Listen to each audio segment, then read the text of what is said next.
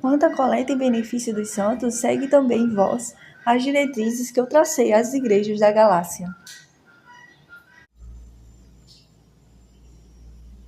No primeiro dia da semana, cada um de vós ponha de parte o que estiver podido poupar, para que não esperem a minha chegada para fazer as coletas.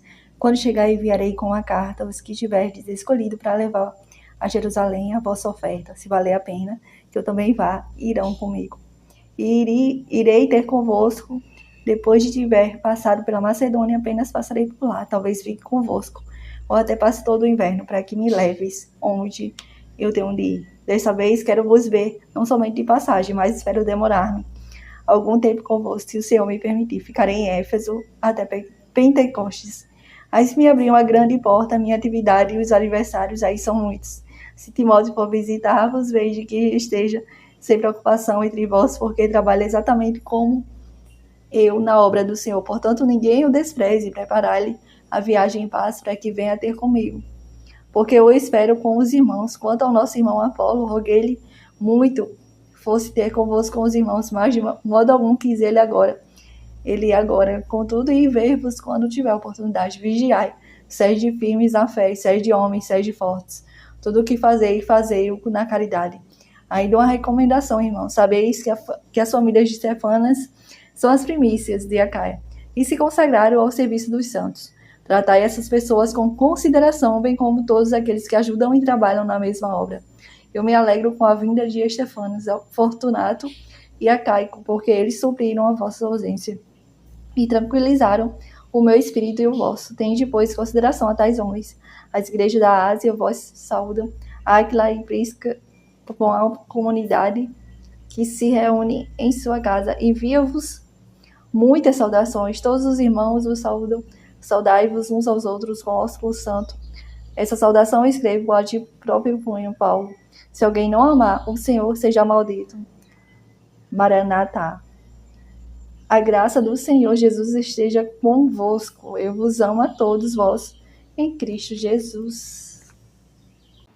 Paulo, apóstolo de Jesus Cristo, pela vontade de Deus, e o irmão Timóteo, a igreja de Deus que está em Corinto, e a todos os irmãos santos que estão em toda a Caia. A vós, graça e paz da parte de Deus, nosso Pai, da parte do Senhor Jesus Cristo. Bendito seja Deus, o Pai de nosso Senhor Jesus Cristo, o Pai das misericórdias, Deus de toda a consolação, que nos conforta em todas as nossas tribulações, para que pela consolação com que nós mesmos somos consolados por Deus, possamos consolar os que estão em qualquer angústia.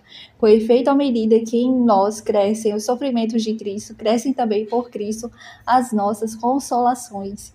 Se, pois, somos atribulados, é para a vossa consolação e salvação. Se somos consolados, é para a vossa consolação, a qual se efetua em vós pela paciência e tolerar os sofrimentos que nós mesmos suportamos. A nossa esperança a respeito de vós é firme. Sabemos que, como sois companheiros das nossas aflições, assim também o sereis da nossa consolação. Não queremos, irmãos, que ignoreis a tribulação que nos sobreveio na Ásia. Fomos maltratados ali desmedidamente, além das nossas forças, a ponto de termos perdido a esperança de sair com vida. Sentíamos dentro de nós mesmos a sentença de morte, para que aprendêssemos a pôr a nossa confiança não em nós, mas em Deus, que ressuscita os mortos.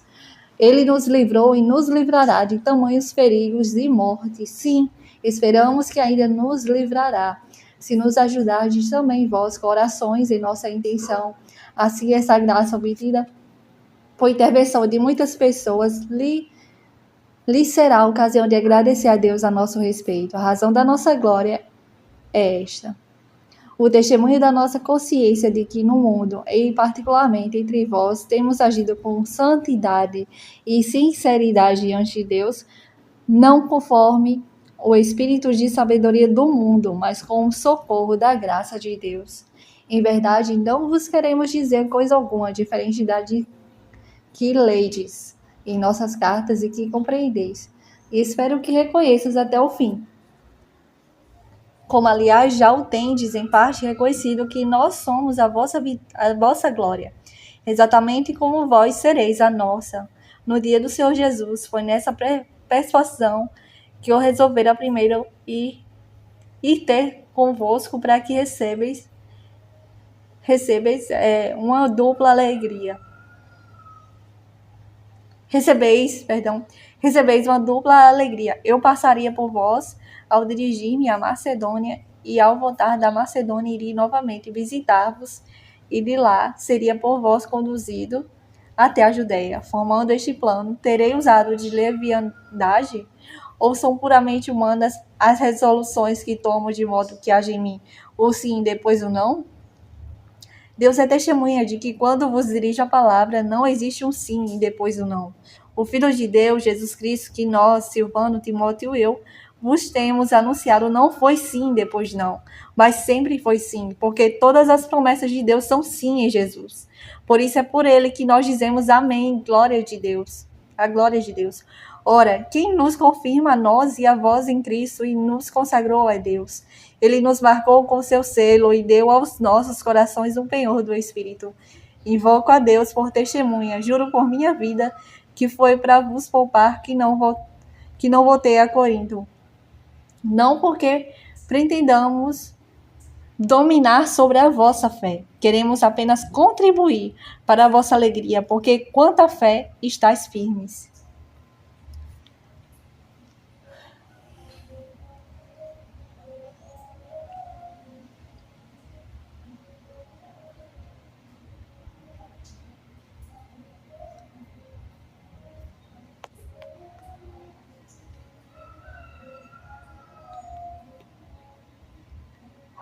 Eu decidi, pois comigo mesmo, não tornar a visitar-vos para não contristar, porque se eu vos entristeço, como poderias esperar a alegria daqueles que por mim foram entristecidos? Se vos escrevi estas coisas, foi para que, quando eu chegar, não sinta tristeza, precisamente da parte dos que me deviam alegrar. Confio em todos vós, que a minha alegria seja de todos. Foi numa grande aflição, com o coração despedaçado e lágrimas nos olhos, que vos escrevi, não com o propósito de vos contristar, mas para vos fazer conhecer o amor todo particular que vos tenho. Se alguém causou a tristeza e não me contristou a mim, mas de certo modo, para não exagerar a todos vós, basta esse homem o castigo que a maioria dentre vós me infligiu, e assim deve-se agora perdoar-lhe e consolá-lo, para que não sucumba por demasiada tristeza. Peço-vos que tenhas caridade para com ele. Quando vos escrevi, a minha intenção era submeter-vos à prova para ver se erais totalmente obedientes. A quem vós perdoais, também eu perdoo. Com efeito, o que perdoei, se alguma coisa tenho perdoado, foi por amor de vós, sob o olhar de Cristo. Não quero que sejamos vencidos por Satanás, por isso não ignoramos as suas maquinações. Quando cheguei a Trode para pregar o Evangelho de Cristo, apesar da porta que o Senhor me abriu, o meu espírito não teve sossego, porque não achei o meu irmão Tito. Despedi-me deles e parti para Macedônia. Mas graças sejam dadas a Deus, que nos concede sempre triunfar em Cristo, e que por nosso meio difunde o perfume do seu conhecimento em todo lugar. Somos para Deus o perfume de Cristo entre os que se salvam e entre os que se perdem. Para estes, na verdade, odor de morte e que dá morte, para os primeiros, porém, odor de vida e que dá a vida. E qual homem capaz de uma tal obra? É que, de fato, não somos, como tantos outros, falsificadores da palavra de Deus, mas é na sua integridade, tal como procede de Deus, que nós a pregamos em Cristo sob os olhares de Deus.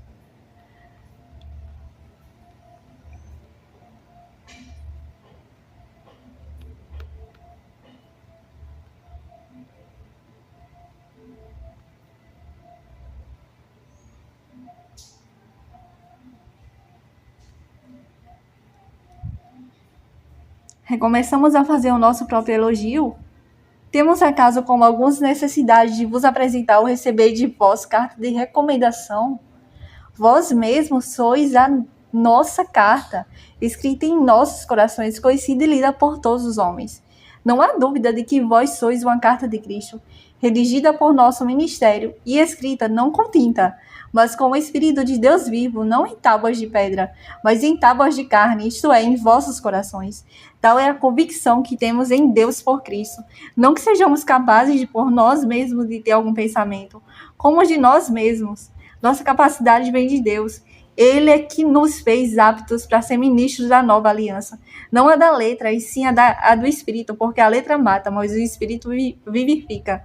Ora, se o ministério da morte, gravado com letras em pedra, se revestiu de tal glória, que os filhos de Israel não podiam fitar os olhos no rosto de Moisés, por causa do resplendor de sua face, embora transitório, quanto mais glorioso não será o ministério do Espírito. Se o ministério da condenação já foi glorioso, muito mais há de sobrepujar em glória o ministério da justificação.